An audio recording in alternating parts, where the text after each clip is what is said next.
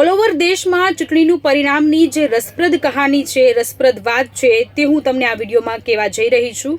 All over દેશમાં ઉત્તર પ્રદેશ કે જે દેશનું હાર્ટ કહેવાય છે અને દર વખતે ઉત્તર પ્રદેશ જીતવા માટે તમામ રાજકીય પક્ષો ઘણી બધી મહેનત કરતા હોય છે ને એ મહેનત આ વખતે ભારતીય જનતા પાર્ટીએ પણ કરી.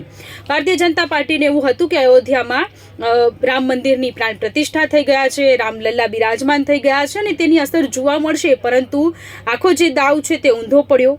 ઉત્તર પ્રદેશમાં જે સ્થિતિ જોવા મળી, સમાજવાદી પાર્ટીએ અદ્ભુત પ્રદર્શન કર્યું છે. 80 લોકસભાની સીટોવાળું ઉત્તર પ્રદેશ રાજ્ય કે જેમાં 39 બેઠકો પર ભારતીય જનતા પાર્ટી આગળ હતું અને ઇન્ડિયા ગઠબંધન કે જે 40 બેઠક પર આગળ હતું. ભારતીય જનતા પાર્ટીને ચોક્કસથી ઝટકો ઉત્તર પ્રદેશમાં જોવા મળી રહ્યો છે. 5 લાખની લીડથી જીતવાનો જે આશાવાદ હતો એ જ બેઠક પર, વારાણસીવાળી બેઠક પર પ્રધાનમંત્રી નરેન્દ્ર મોદી જીત્યા, પરંતુ તેઓ 5 લાખની લીડની સાથે નથી જીત્યા, એ પણ એક સવાલ થઈ રહ્યો છે.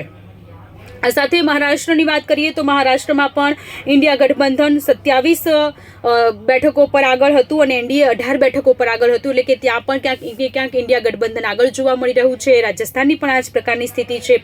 પશ્ચિમ બંગાળમાં મમતા બેનર્જી ખેલા કરી ગયા, તૃણમૂલ કોંગ્રેસ આગળ છે. 29 બેઠકોથી તૃણમૂલ કોંગ્રેસ જીતી રહ્યું છે અને બીજેપી 12 બેઠકો અને કોંગ્રેસ 1 બેઠક પર છે. રાજસ્થાનમાં પણ આ જ પ્રકારની સ્થિતિ છે. પંજાબમાં તો આ વખતે કદાચ ભાજપ ખાતું પણ નહીં ખોલાવી શકે તે પ્રકારની સ્થિતિ જોવા મળી રહી છે.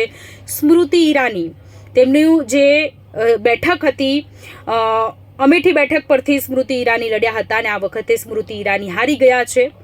ઇન્ડિયા ગઠબંધનના કિશોરીલાલ શર્મા જીતી ગયા છે. પરંતુ ઘણી બધી મહેનત તમામ પક્ષો દ્વારા કરવામાં આવી, પરંતુ આ વખતે કોંગ્રેસે ઘણી બધી મહેનત કરી અને કોંગ્રેસની મહેનતનું ફળ અત્યારે મળી રહ્યું છે. રુઝાન આવ્યા, એક્ઝિટ પોલ આવ્યા, એ તમામ આંકડાઓને નાબૂદી બાદ